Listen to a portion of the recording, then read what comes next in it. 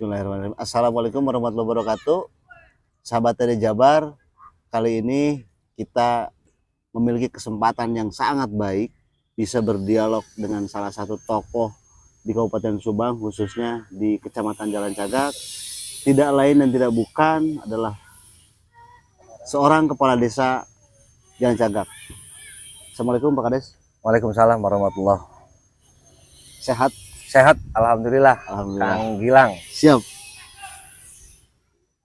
Ini Pak Kades, ramai sekali sekarang angin bertiup di sisi selatan Pak Kades. Menanggapi perihal angin yang cukup kencang di arah selatan, bisa berbagi kepada kami Pak Kades. Menurut Pak Kades seperti apa ini? Terima kasih Kang Gilang atas kedatangannya ya. Sampai hari ini di Subang Selatan itu memang angin bertiup kencang. Siap. Banyak sekali, terutama isu-isu tentang tanah ex-HGU PTPN. Betul. Yang sekarang digarap oleh warga, kemudian diambil alih kembali oleh salah satu korporasi gitu, Ya. rekanan dari PTPN. Kemudian juga ada isu tentang renovasi Tugu Nanas gitu. Siap. Ya. Jadi pokoknya rame lah. Rame ya. Artinya saya juga kenapa undang Kang Gilang ke sini. Siap. Salah satu bagian dari klarifikasi atau pemberitaan itu agar berimbang. Iya, ya, betul. Nah, artinya saya juga akan menjelaskan secara detail kronologis bagaimana sih sebenarnya proses renovasi Tugu Nanas. Baik, baik. Ini memang yang menjadi polemik agak kencang anginnya di Jalan Cagak ya, selain daripada alih fungsi lahan terkait Tugu Nanas juga Pak Kades. Ada satu namanya Brigade Gerakan Pemuda Islam Kabupaten Subang yang memang cukup kencang akhir-akhir ini membahas soal itu. Bisa disampaikan kepada sahabat media Jabar terkait polemik ini Pak Kades? Terima kasih. Jadi saya akan bahas kronologi awal ya. Siap. Pada masa pemerintahan Camat Aris Ristian pada waktu itu tahun 2023, baik, Tugu Nanas tersebut pernah diajukan untuk direnovasi karena kan warnanya sudah tidak terang, memudar. Akan tetapi kemudian pada zaman Pak Aris itu saya tahu tidak turun CSR tersebut. Kemudian pada waktu Camat Ibu Yuli pada waktu itu, Ibu Yuli, sesuai dengan pengaduan dari warga, ada beberapa titik di bundaran Tugu Nanas itu yang rusak oleh mobil besar, terutama oleh mobil Aqua sendiri. Ya. Nah akhirnya kemudian dengan seadanya kami bekerja sama dengan pihak pemerintahan kecamatan, kemudian membereskan pinggir-pinggirnya yang rusak itu. Iya. Sebelum CSR itu. Nah kemudian saya malah dengan Ibu Camat pada waktu itu udunan untuk memperbaiki, mengecat yang kita bisa kaduga lah, artinya yang kita bisa perbaiki. Seiring berjalan waktu, saya dengan Bu Camat pada waktu itu mengajukan proposal. Proposal untuk perbaikan Tugu Nanas. Dan kemudian proposal tersebut disetujui oleh pihak Aqua. Dan pada waktu itu Aqua langsung mengerjakannya sendiri. Gitu ya. Baik. Jadi saya juga tidak tahu informasi dari mana datangnya 800 juta itu.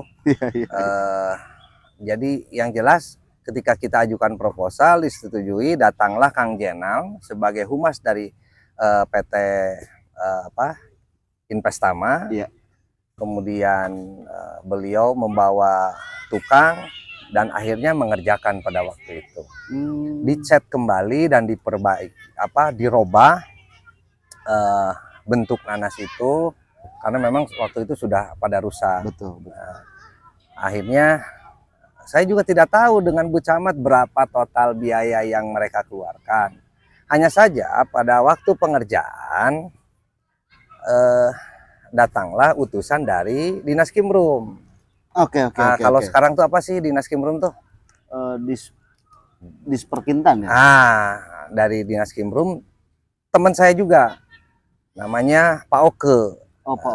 Pada waktu itu beliau datang ke sana dengan memberikan arahan kepada pihak PT Aqua bahwa perbaikan tuh harus seperti ini bagusnya. Jadi beliau mengarahkan gitu. Nah, akhirnya saya berpikir pada waktu itu, oh berarti ini berada di bawah pengawasan Dinas Kimrum karena ada utusan dari Dinas Kimrum pada waktu itu. Tapi toh ternyata memang Tugu Nanas itu bagian siapa yang mengawasi. Sampai saat ini pun saya sebagai yang punya wilayah belum tahu sebenarnya siapa sih sebenarnya pengawas. Cuma pada waktu itu yang ada yang mengawasi itu dari Dinas Kimrum. Boleh ditanya aja nanti sama Pak Oke. Pak Oke masih ada dari Dinas Kimrum. Nah itu jadi sebenarnya Kang Gilang tentang nominal yang disebutkan di flyer tersebut, saya juga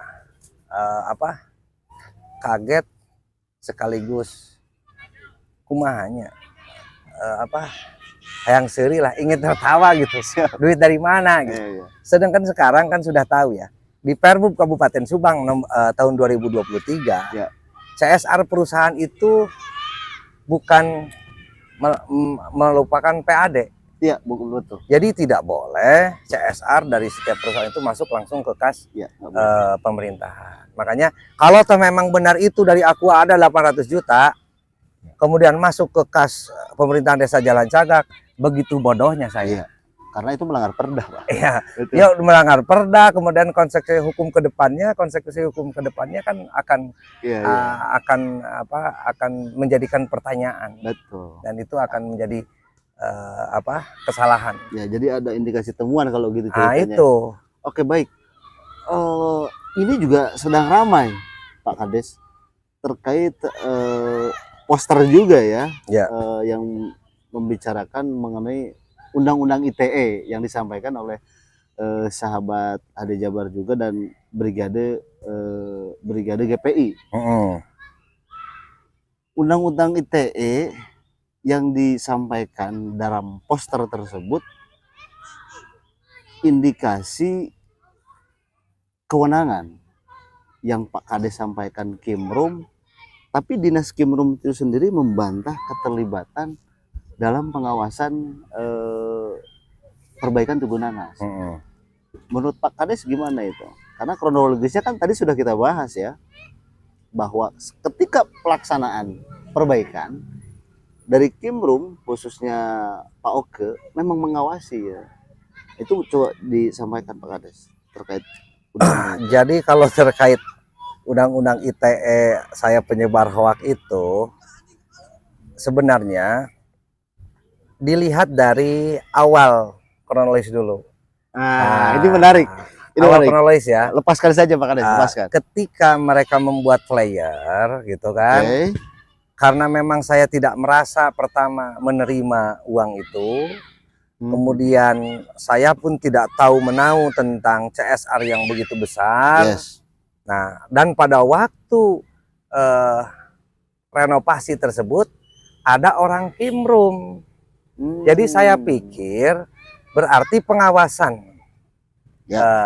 Tugu Nanas itu oleh Kimrum. Adapun sekarang Kimrum, saya nggak tahu. Ya, tinggal tanyakan saja sama Oke pada waktu itu Pak Oke statusnya sebagai apa ketika datang. Dan tanya juga ke Bu Camat Yuli yang sekarang menjadi Sekretaris Kesbangpol.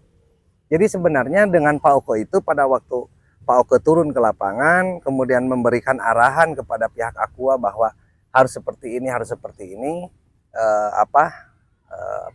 renovasi Tugu Nanas itu agar terlihat bagus. Itu sebagai apa beliau?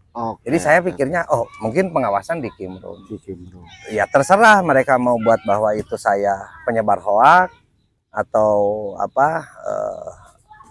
berbohong itu ke hadapan publik, terserah. Tapi yang jelas di fakta di lapangannya seperti itu. Betul. Berarti status yang Pak Kades buat di WhatsApp itu adalah reaksi, teman-teman. Reaksi daripada poster yang dibuat oleh ya kita juga nggak tahu siapa yang buat itu. Mungkin itu Pak Kades ya. Iya. Betul. Dan sepengetahuan Pak Kades, selama pelaksanaan perbaikan Tugu Nanas diawasi oleh Pak Oke yang waktu itu berdinas di Kimrum. Tuh. Begitu. Mungkin bisa membuka tabir yang ada di persoalan Tugu Nanas ini. Terakhir Pak Kades, apa yang boleh disampaikan kepada teman-teman HD Jabar? Kepada teman-teman HD Jabar, saya terbuka ya orangnya, silahkan saja nanti tanya juga langsung ke PT Aqua dan nanti tanya juga ke Pak Oke, nanti akan saya kasih nomor Pak Oke. Baik. Pada waktu itu Pak Oke datang ke sana, kapasitasnya sebagai apa? Karena beliau pada waktu itu memang bertugas di Dinas Kimrum. Silahkan juga tanyakan ke Ibu Camat Yuli. Baik. Ya, yang sekarang menjadi sekdis di Kes Bangpol. Beliau yang tahu persis seperti apa Aqua renovasi Tugu Nanas tersebut. Karena yang saya tahu Aqua itu menyetujui, kemudian mereka yang melaksanakannya sendiri, dan itu sesuai dengan aturan Perda. CSR itu mau diberikan ke pihak ketiga, dalam ini yayasan atau lembaga, ataupun dikerjakan sendiri oleh pihak perusahaannya. Betul. Itu di dalam Perda tahun 2023 kalau tidak salah, Perda nomor 11 lah tentang CSR itu. Nah, jadi sekali lagi saya mohon kepada sahabat HD Jabar, kepada warga Kabupaten Subang khususnya, pada hari ini saya katakan bahwa renovasi Tugu Nanas sebesar 800 juta itu tidak ada. Yang jelas ada renovasi Tugu Nanas dilakukan oleh pihak Aqua dan diberikan dari CSR Aqua. Jadi Aqua yang mengerjakan sendiri. Kami dengan pemerintahan kecamatan pada waktu itu hanya membuatkan proposal untuk perbaikan tersebut. Begitu. Nah, saya bahas juga terkait postingan saya di status WA dengan pengawasan Kimrum itu. Silahkan oleh saudara-saudara juga dilihat bahwa itu adalah salah satu reaksi saya terhadap munculnya player tersebut. Kalau saya dibilang hoax karena Kimrum pun tidak mengaku, ya silahkan. Tapi saya juga mohon pada saudara-saudara, muncul 800 juta itu datanya dari mana? Gitu. Jadi kalau bagi saya silahkan terbuka untuk HD Jabar juga agar berimbang, kalau bisa datang ke Aqua. Baik gitu. Karena saya juga sudah mengobrol dengan Humas Aqua. Ini mereka datang ke Aqua untuk biar bisa dijelaskan. Datangi juga Ibu Yuli. Baik. Dan nanti saya kasih juga Pak Oke nomor teleponnya agar jelas gitulah. Siap. Pak Oke itu sebagai apa saya juga nggak tahu waktu itu. Jadi saya anggapan bahwa ini yang ngawasi Kimrum. Gitu. Baik, terima kasih sahabat HD Jabar. Semoga dengan pernyataan dari Pak Kades ini bisa membuka tabir dari polemik ikon yang ada di Kabupaten Subang, khususnya di Subang Selatan. Terima kasih. Wassalamualaikum warahmatullahi wabarakatuh.